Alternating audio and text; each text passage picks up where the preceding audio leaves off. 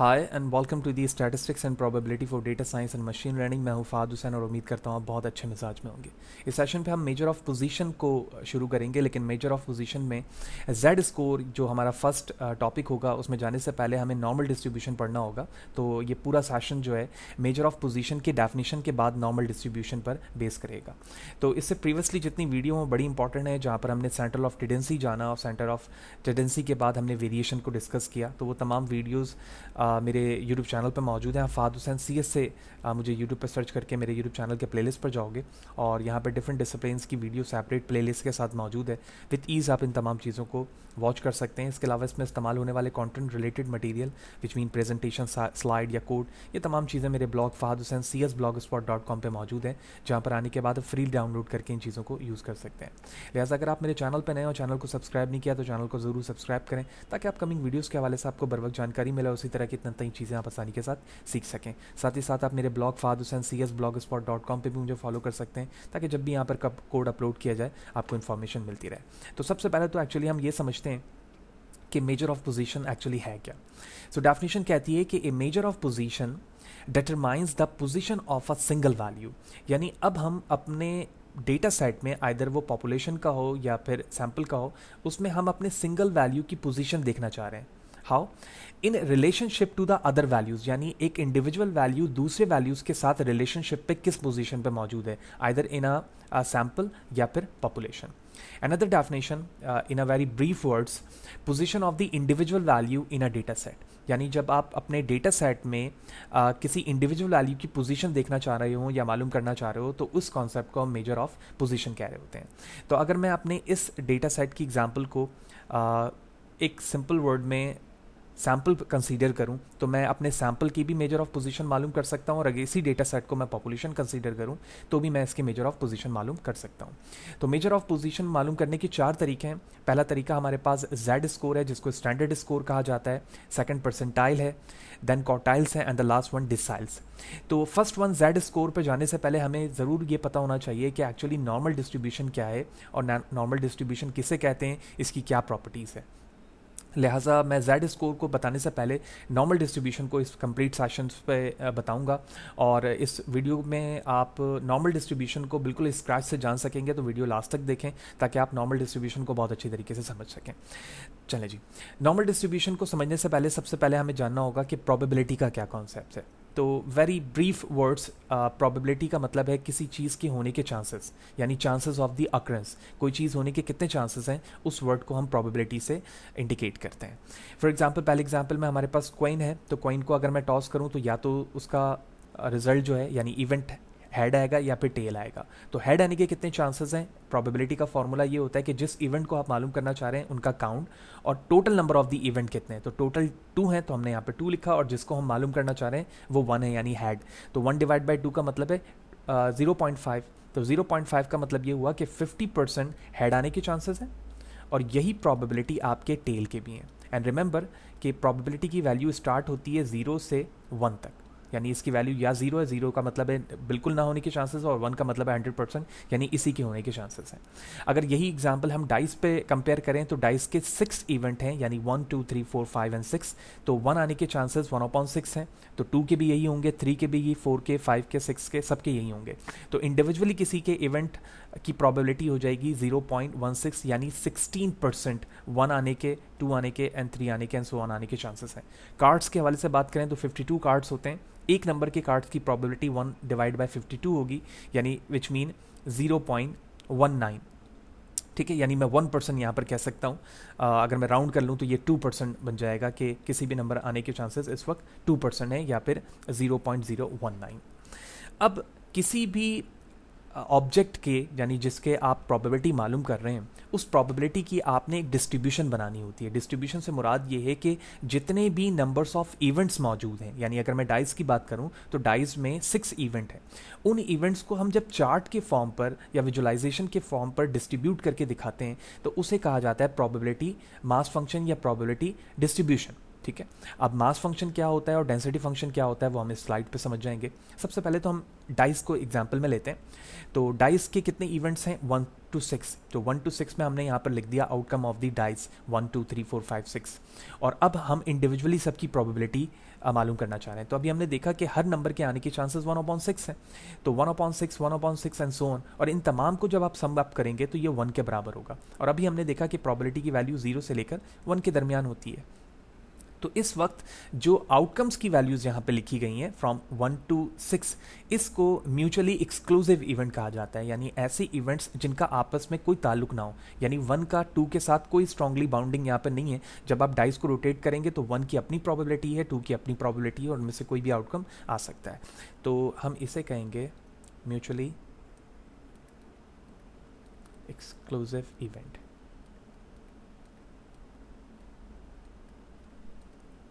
Okay, and non mutually exclusive का मतलब यही है कि वो इवेंट्स आपस में एक दूसरे पे डिपेंड कर रहे होते हैं। दैट्स अनदर थिंग, वो हम आगे जाएंगे तो वो जानेंगे।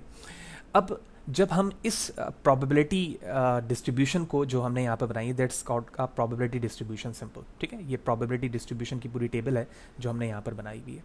अगर प्रोबेबिलिटी डिस्ट्रीब्यूशन जो आपने बनाई है वो डिस्क्रीट डेटा टाइप्स की है या डिस्क्रीट वैल्यू की है, डिस्क्रीट का मतलब ऐसी वैल्यूज जो काउंटेबल है, तो उसको जो आप डिस्ट्रीब्यूशन के ग्राफ में प्लॉट करके दिखाएंगे, that is said to be a probability mass function. तो इस वक्त यहाँ पर जो मैंने ग्राफ बनाया हुआ है, it's said to be a probability mass function, क्योंकि जो प्रोबेबिलिटी डिस्ट्रीब्यूशन है आप उसको यहाँ पे प्लॉट कर रहे हैं, और जो प्लॉट किया जा रहा है वो एक डिस्क्रीट डेटा टाइप का यानी काउंटेबल चीज़ की है। तो आप यहाँ पर देख रहे हैं एक सिंपल हिस्टोग्राम बनाया गया है, और हिस्टोग्राम में हर इवेंट्स की प्रोबेबिलिटी दिखाई जा रही है 1/6, और ये बिल्कुल एक स्ट्रेट लाइन यहाँ पर बना रहा है क्योंकि सबकी प्रोबेबिलिटी यहाँ पर सेम है, जिसको मैं यूनिफॉर्म भी कह सकता हूँ। तो ऐसे डिस्ट्रीब्यूशन जो टेबल डिस्क्रीट डेटा टाइप्स के फॉर्म पर प्लॉट हुई है, it is said to be a probability mass function. और एक ऐसी वैल्यू या एक ऐसा डेटा टाइप जो कंटिन्यूअस हो, कंटिन्यूअस में आपकी हाइट आ सकती है, टाइम हो सकते हैं, वेदर फोरकास्टिंग, टेम्परेचर हो सकती है, वो तमाम वैल्यूज जो काउंटेबल ना हो उसे हम कंटिन्यूअस कह रहे होते हैं। तो कंटिन्यूअस की डिस्ट्रीब्यूशन हमेशा इस तरह से प्लॉट हो रही होती है, वो स्क्यूड हो सकती है। स्क्यूड का मतलब है राइट की तरफ उसका हम्प आ सकता है, लेफ्ट पे हम्प आ सकता है, सेंटर पे आ सकता है। तो यहाँ पर जो सेंटर पे हम्प है, इसका मतलब है कि ये एग्जांपल इस वक्त नॉर्मल डिस्ट्रीब्यूशन की है, यानी इसका मीन मॉड मीडियन सारी चीज़ें सेंटर पे आया हुआ है। तो यहाँ पर हमने जाना कि प्रोबेबिलिटी डिस्ट्रीब्यूशन फंक्शन क्या है, इसमें प्रोबेबिलिटी मास फंक्शन किसे कहा जाएगा और प्रोबेबिलिटी डेंसिटी फंक्शन किसे कहा जाएगा वो हम जान चुके हैं। नाउ दो चीज़ें हमने देख ली कि प्रोबेबिलिटी क्या चीज़ है और probability mass function and probability density function क्या चीज़ है, क्योंकि ये दोनों में फ़र्क कर रहा था कंटिन्यूअस और डिस्क्रीट में। अब अगर मैं ब्रॉडली बात करूं कि प्रोबेबिलिटी डिस्ट्रीब्यूशन कितने टाइप्स के हो सकते हैं और उसमें फर्दर कितने टाइप्स हैं, तो प्रोबेबिलिटी टाइप्स हमने जान ली कि किसी भी ऑब्जेक्ट के जब हम प्रोबेबिलिटी टेबल्स बना रहे होते हैं, उसके होने के हर इवेंट के चांसेस कितने हैं, उसको हम प्रोबेबिलिटी डिस्ट्रीब्यूशन कहते हैं। अगर हमारे पास प्रोबेबिलिटी डिस्क्रीट वाइड है, डेटा टाइप डिस्क्रीट है, तो वो डिस्क्रीट प्रोबेबिलिटी डिस्ट्रीब्यूशन कहलाएगी, और अगर कंटिन्यूअस है तो वो कंटिन्यूअस प्रोबेबिलिटी डिस्ट्रीब्यूशन कहलाएगी। कंटिन्यूअस में और डिस्क्रीट में डिफरेंट टाइप्स की डिस्ट्रीब्यूशन मौजूद है, लेकिन यहाँ पर 3 यहाँ पर लिखने का मकसद ये है कि ये वो 6 total number of the distribution है जो डेटा साइंस, मशीन लर्निंग और डीप लर्निंग में फ्रिक्वेंटली इस्तेमाल हो रहे होते हैं। कंटिन्यूअस के अंदर हमारे पास नंबर 1 नॉर्मल है, यूनिफॉर्म है, एक्सपोनेंशियल है, इसी तरह लॉग नॉर्मल भी इस्तेमाल किया जाता है जो हम आगे जाके देखेंगे। डिस्क्रीट में बाइनोमियल है, पॉइजन है एंड हाइपर ज्योमेट्रिक मौजूद है। तो अभी हम जो है वो नॉर्मल डिस्ट्रीब्यूशन को समझ रहे हैं, और हम ये अभी तक जान चुके हैं कि नॉर्मल डिस्ट्रीब्यूशन कंटिन्यूअस के अंदर मौजूद है, जो कि डिस्ट्रीब्यूशन का एक इंपॉर्टेंट पार्ट है। अब इसमें यहाँ पर जो है डेफिनेशन और इसका फॉर्मूला लिखा हुआ है, जो थोड़ा बहुत ट्रिकी है इस लेवल पर समझना, और एक सेपरेट सेशन के अंदर मैं इसकी प्रूवमेंट भी दिखाऊंगा कि ये जो फार्मूला नॉर्मल डिस्ट्रीब्यूशन का यहाँ पे लिखा हुआ है ये किस तरह से प्रूव होता है। अभी आपने परेशान नहीं होना है, स्टेप बाय स्टेप चीज़ों को कवर अप करना है। जैसे जैसे हम आगे जाते रहेंगे स्टेप बाय स्टेप सारी चीज़ों को कवर करेंगे, तो सारी चीज़ों को समझना, प्रूवमेंट, उसके यूजेज देखना, ये सारी चीज़ें समझ में आएंगी। What is this? In probability theory a normal और Gaussian, okay, the second name is the Gaussian distribution as well. Distribution is a type of the continuous probability distribution for a real valued random variable. The general form of the probability density function is f of x equal to 1 upon sigma square root of 2 pi multiplied by exponential 1 upon 2 x minus mu divided by sigma का whole square. तो f of x यहाँ पे probability density function use indicate कर रहा है, sigma standard deviation है आपके population का, और जबकि mu जो है वो मीन है आपके पॉपुलेशन का। तो गॉसियन डिस्ट्रीब्यूशन इसका सेकंड नेम है। और रैंडम वेरिएबल से मुराद ये है कि जब आप एक्सपेरिमेंट कर रहे हैं डाइस को रोटेट करते हुए, तो यहाँ पर वो एक रैंडम वेरिएबल है और रैंडम एक्सपेरिमेंट में जो उसका रिजल्ट आ रहा है वो उसका रैंडम वेरिएबल है। एंड नाउ फार्मूला हमने यहाँ पर रीड किया, स्टैंडर्ड डिविएशन हम जान चुके हैं क्या है, मीन भी हमें पता है, और बाकी तमाम वैल्यूज़ हम डायरेक्टली पुट करेंगे, और जो भी at last probability density function आएगा वो आपका नॉर्मल डिस्ट्रीब्यूशन होगा उस वेरिएबल के लिए जिसके लिए आप मालूम कर रहे हैं। अब हम नॉर्मल डिस्ट्रीब्यूशन की कुछ प्रॉपर्टीज समझ लेते हैं कि नॉर्मल डिस्ट्रीब्यूशन एक्चुअली है क्या और किस तरह से प्लॉट हो रहा होता है। सबसे पहले तो आप अगर इस इमेज में देखें तो नॉर्मल डिस्ट्रीब्यूशन एक ऐसी डिस्ट्रीब्यूशन है जो कि सिमेट्रिकल इन शेप होती है, यानी उस शेप्स को अगर मैं सेंटर से डिवाइड करूं तो इक्वल पार्ट्स दोनों तरफ आ जाएंगे, यानी 50% डेटा आपका लेफ्ट साइड पर आ जाएगा और 50% डेटा आपका राइट साइड पर आ जाएगा। इसमें मीन, मॉड, मीडियन तीनों चीज़ें सेंटर पर मौजूद होती हैं, जो कि आपका ये हम्प एरिया है जो ऊपर की तरफ हुआ हुआ है, और ये एक से ज़्यादा हमको कंटेन नहीं करेगा, यानी इसमें एक ही मॉड होगा जो कि सेंट्रल पर आ रहा होगा, और इसकी डिस्ट्रीब्यूशन टू टेल वाइज होगी जो कि आप यहाँ पर देख रहे हैं। कुछ मज़ीद इंपॉर्टेंट प्रॉपर्टीज़ है जिसका जानना हमारे लिए ज़रूरी है ताकि हम बेहतर तरीके से इसे समझ सकें। कुछ प्रॉपर्टीज़ समझते हैं और इसी तरह विजुलाइजेशन पर जब इसको देखेंगे तो और भी बेहतर तरीके से बात समझ में आएगी। The first point, the mean, median and mode are exactly the same, यानी जो डिस्ट्रीब्यूशन है उसका सेंट्रल पॉइंट था उसमें तीनों चीज़ें सेम होंगी, जो यहाँ पर मैंने इंडिकेट भी किया हुआ है। Second one, the distribution is symmetrical about the mean, half the value, half below the mean and the half above the mean, यानी जब सिमेट्रिकल है तो हाफ मीन से आगे की तरफ है और हाफ मीन से पीछे की तरफ है। यानी आप अगर इस शेप को देखें यहाँ पर कि यहाँ से हम मीन से आगे की तरफ जा रहे हैं हाफ, और इस तरफ हाफ पे जो है हम कम की तरफ जा रहे हैं, यानी ये नेगेटिव वैल्यूज़ को कंटेन कर रहा है और ये पॉजिटिव, यानी ये मैं इनकी तरफ आगे की तरफ जा रहा हूँ और मीन से पीछे की तरफ जा रहा हूँ। The distribution can be describe by two values, the mean and the standard deviation, यानी ये बड़ा इंपॉर्टेंट पार्ट है। यानी अगर मुझे किसी भी पॉपुलेशन की मीन या स्टैंडर्ड डिवीएशन ये दोनों चीज़ें मिल जाएं तो मैं बड़े आसानी के साथ पूरे डिस्ट्रीब्यूशन को विजुलाइज करवा सकता हूँ या मेक अंडरस्टैंड करवा सकता हूँ किसी दूसरे को कि एक्चुअली इसमें किस तरह की वेरिएशन मौजूद है और ये किस तरह से प्लॉट हो रहा है। तो इस डिस्ट्रीब्यूशन में ये दो अहम चीज़ें हैं जिसका आपको पता होना ज़रूरी है, mean and standard deviation. Next point, mean, median, mod and standard deviation in a normal distribution, यानी ये सारी चीज़ें नॉर्मल डिस्ट्रीब्यूशन पे मौजूद होंगी। The mean of the location parameter while the standard deviation is a scale parameter, mean जो है वो लोकेशन की पैरामीटर है जबकि स्टैंडर्ड डिविएशन जो है स्केल पैरामीटर है, जिसकी बिहाफ पर आप अपने नॉर्मल डिस्ट्रीब्यूशन कर्व को मूव होता हुआ देखेंगे। कैसे, इस चीज़ को पॉइंट को समझने के लिए दो विजुलाइजेशन यहाँ मौजूद है। देखें, normal distribution with different mean values, यानी आपने स्टैंडर्ड डिविएशन को सेम रखा हुआ है और मीन वैल्यूज़ को आप चेंज कर रहे हैं। अगर आप इस पहली ब्लू कर्व को देखें तो इस ब्लू कर्व के अंदर मीन की वैल्यू कुछ ये 900 के नियर है, ठीक है ना, लाइक दिस। और सेकंड पे आप देखें तो इस वक्त ये रेड है तो ये 1100 के नियर है, और अगर आप येलो को देखें तो ये 1300 पे है। तो आप देखो मीन को मूव करने की वजह से आपका जो कर्व है वो रोटेट हो रहा है, ठीक है, कर्व रोटेट हो रहा है। लेकिन आप इसके स्प्रेड को देखें, अगर स्प्रेड का मतलब ये है कि ये इस तरह से फैला हुआ है, ठीक है ना, ये इसका स्प्रेड एरिया है और ये इसका स्प्रेड एरिया है रेड का, ठीक है, इसी तरह येलो का ये स्प्रेड एरिया है। तो इस स्प्रेड एरिया में कोई फर्क नहीं पड़ रहा है, यही वजह यहाँ पर कहा जाया है the mean is a location parameter, ये लोकेशन के पैरामीटर है। जबकि स्टैंडर्ड डिविएशन में अगर मैं चेंजिंग करूँ तो आप इसके वैल्यूज़ पे यानी इसके जो स्प्रेड है उसमें कम ही होता हुआ देख रहे हैं। Normal distribution with different standard deviation, तो इस स्टैंडर्ड डिविएशन में आप देखें लोकेशन इन सब की सेम है, यानी सेंटर पॉइंट सबका जो है वो एक ही जगह पर आ रहा है, दिस वन, ठीक है।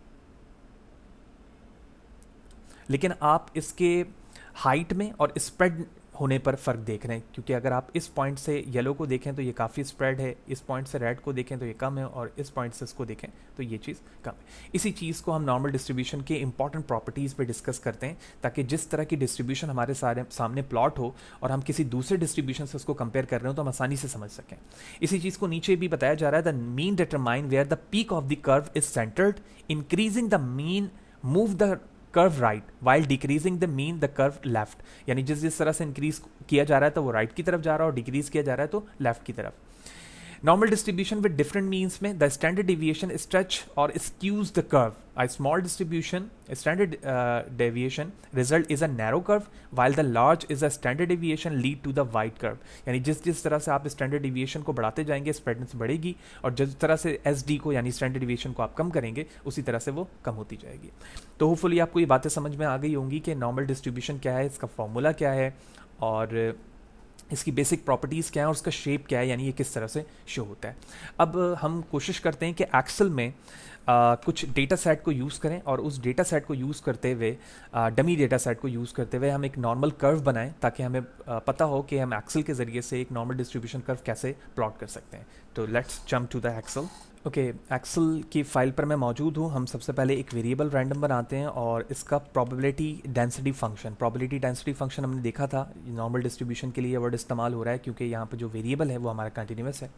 हम कुछ वैल्यूज़ यहाँ पर लेंगे जो कि नॉर्मल डिस्ट्रीब्यूटेड को प्लॉट कर सकें. तो हमने -3 एंड -2.9 की एक सीरीज़ बनाना शुरू करना है. यहाँ से इन दोनों को मैं सेलेक्ट करूँगा और यहाँ से ड्रैग कर लूँगा +3 तक.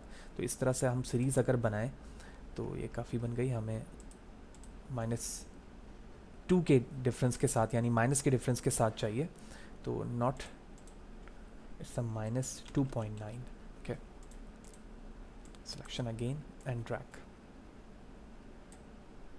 ओके, 2 तक हो गया और हमें 3 तक आना है.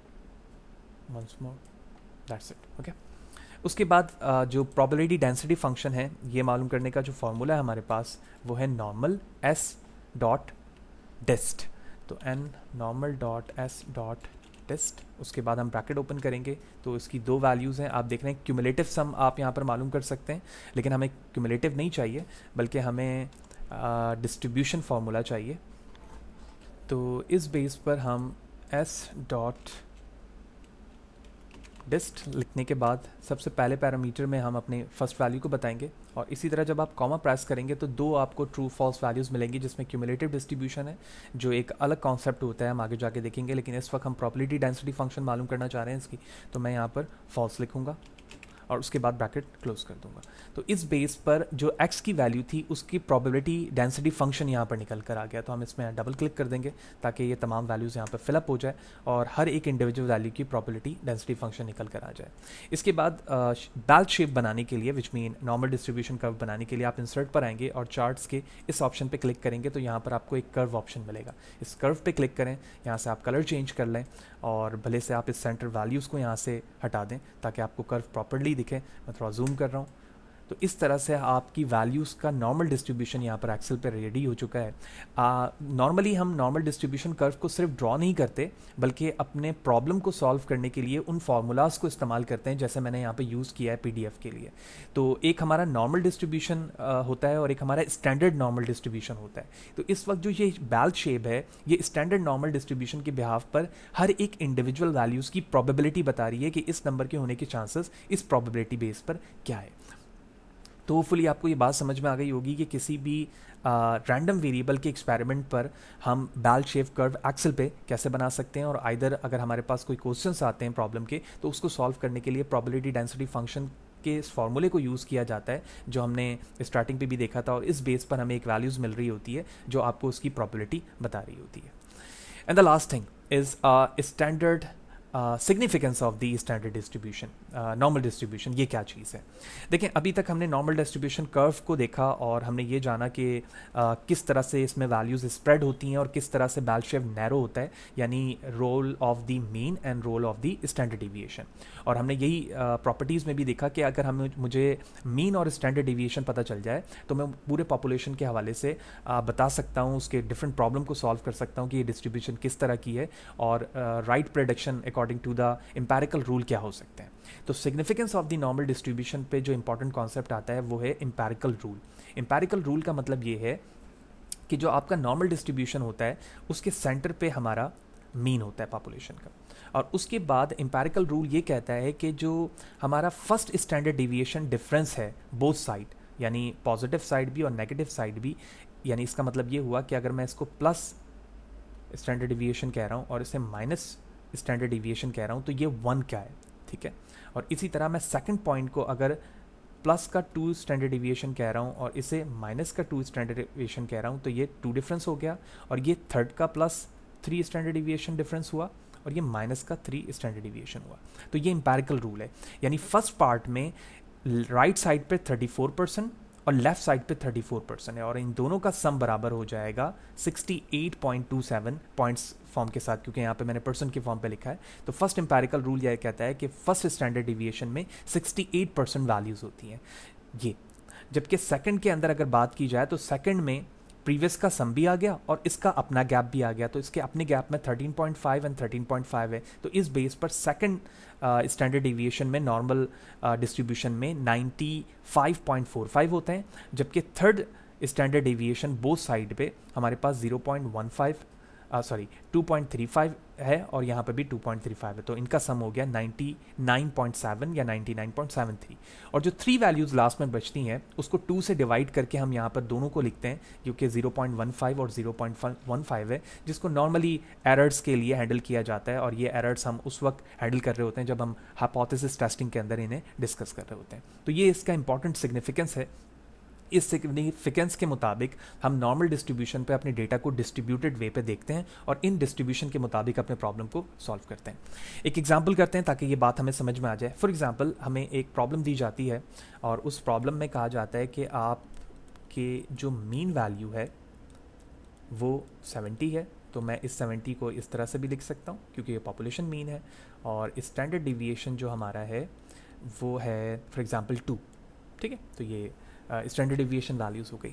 तो इस बेस पर हमें ये बताना है फॉर एग्जांपल कि 68.27 की जो वैल्यूज़ रेंज है, यानी इस वैल्यू रेंज में मिनिमम और मैक्सिमम वैल्यूज़ क्या आएंगी, 95.45 में मिनिमम और मैक्सिमम वैल्यूज़ क्या हो सकती हैं, और 99.7 में मिनिमम और मैक्सिमम वैल्यूज़ क्या हो सकती हैं। यानी मैं मिनिमम और मैक्सिमम का वर्ड जो इस्तेमाल कर रहा हूँ इसका मतलब है पॉजिटिव और नेगेटिव, यानी पॉजिटिव क्या रेंज हो सकती है और नेगेटिव क्या रेंज हो सकती है 68.27 पे।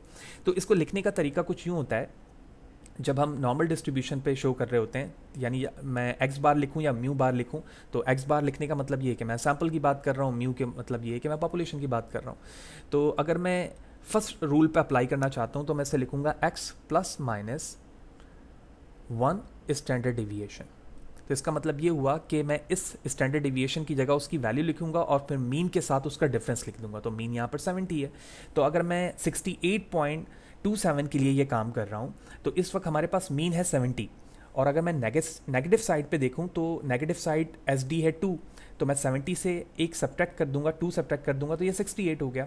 और उसके बाद उसी वैल्यू में 2 का इजाफा कर दूं क्योंकि ये प्लस माइनस के साथ है और स्टैंडर्ड डिविएशन की वैल्यू 2 है, तो ये हो गया 72। तो इसका मतलब ये हुआ कि इस नॉर्मल डिस्ट्रीब्यूशन में अगर मैं 68.27 वैल्यूज़ की रेंज देखना चाहता हूं तो मैं ये बताऊंगा कि ऐसी वैल्यू जो 68 से 72 के दरमियान है, ये हमारा रेंज 68.27 को रिप्रेजेंट कर रहा है। सिमिलरली अगर मैं 2 स्टैंडर्ड डिविएशन देखना चाहता हूं तो मैं लिखूंगा प्लस माइनस 2 स्टैंडर्ड डिविएशन, और एस डी की वैल्यू इस वक्त यहाँ पर क्या है 2 है, तो ये 2 2 4 हो जाएगा, तो मैं इस तरह 4 लिख सकता हूँ। तो ये डिफरेंस हो गया इस वक्त यहाँ पर 66 टू 74, ये इसकी रेंज बन गई, ठीक है, क्योंकि आपने 70 से 4 सब्ट्रैक्ट किया और 70 में 4 ऐड कर दिया। इसी तरह अगर मैं थर्ड की बात करूँ, थर्ड स्टैंडर्ड डिविएशन की, तो ये हो जाएगा 3 स्टैंडर्ड डिविएशन, तो यहाँ पर आ जाएगा 2, तो ये मैं डायरेक्टली लिख सकता हूँ 6। तो इसका मतलब ये हुआ कि अब मैं 70 से 6 सब्ट्रैक्ट करूँगा और इसी तरह 70 से 6 ऐड कर दूँगा। तो अगर मैं इसको 6 सब्ट्रैक्ट करूँगा तो ये हो जाएगा 64 और ये हो जाएगा 76। तो इसका मतलब ये हुआ कि इस रेंज पे, ठीक है, I am going to change the colour,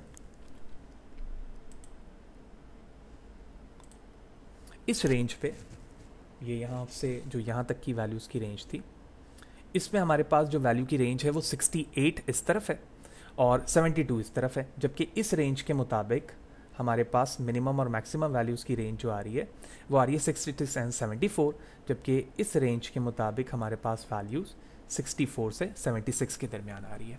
तो इस तरह से हमने एक प्रॉब्लम वे पर भी इस चीज़ को सॉल्व करके देखा कि सिग्निफिकेंस में एम्पेरिकल रूल क्या है, और हमें नॉर्मल डिस्ट्रीब्यूशन पे अगर मीन और स्टैंडर्ड डिविएशन की वैल्यूज़ पता चल जाए तो हम आसानी के साथ अपने इस एम्पेरिकल रूल के मुताबिक वैल्यूज़ की रेंज बता सकते हैं कि इस फर्स्ट स्टैंडर्ड डिविएशन पे हमारी कौन सी वैल्यूज़ की रेंज आ रही है, सेकंड में कौन सी रेंज आ रही है और थर्ड में कौन सी रेंज आ रही है। तो होपफुली आपको यहाँ तक सारी बातें समझ में आ गई होंगी कि नॉर्मल डिस्ट्रीब्यूशन क्या है, एम्पैरिकल रूल उसका क्या है, एक्सेल पे हमने ड्रॉ करके भी देखा, और इसी तरह से जो उसके प्रॉपर्टीज़ थी हमने प्रॉपर्टीज़ को भी जाना। वीडियो थोड़ी लॉन्ग ज़रूर हुई है लेकिन हमें एक स्टैंडर्ड फॉर्म समझ में आ गया नॉर्मल डिस्ट्रीब्यूशन का। फिर भी अगर कोई सवाल है, कोई चीज़ अगर आपको समझ में नहीं आई है तो कमेंट सेशन पर ज़रूर पूछें, कोशिश करूँगा मैं इस हवाले से आपको बर वक्त जवाब दे सकूँ। अब हम जब आगे जाएंगे तो स्टैंडर्ड नॉर्मल डिस्ट्रीब्यूशन को समझेंगे ताकि हमें PDF का वो कॉन्सेप्ट भी समझ में आ जाए जो हमने एक्सेल में किया था। अगर आप मेरे साथ इसी तरह से जुड़े रहेंगे और हर स्टेप बाय स्टेप चीज़ों को फॉलो करेंगे तो I am pretty sure about that कि स्टैट्स के वो तमाम कॉन्सेप्ट जो मशीन लर्निंग, डीप लर्निंग या फिर डेटा साइंस में मौजूद है, आप बड़े आसानी के साथ ना सिर्फ समझ सकते हैं बल्कि एग्जामिनेशन पॉइंट ऑफ व्यू से भी आप बड़े आसानी से अपने ओन वर्ड्स में सारी चीज़ों को लिख सकेंगे। तो नेक्स्ट सेशन पर मुलाकात होगी। वीडियो अच्छी लगी हो तो लाइक करें, ज़्यादा लोगों को शेयर करें। नेक्स्ट सेशन पर मिलते हैं।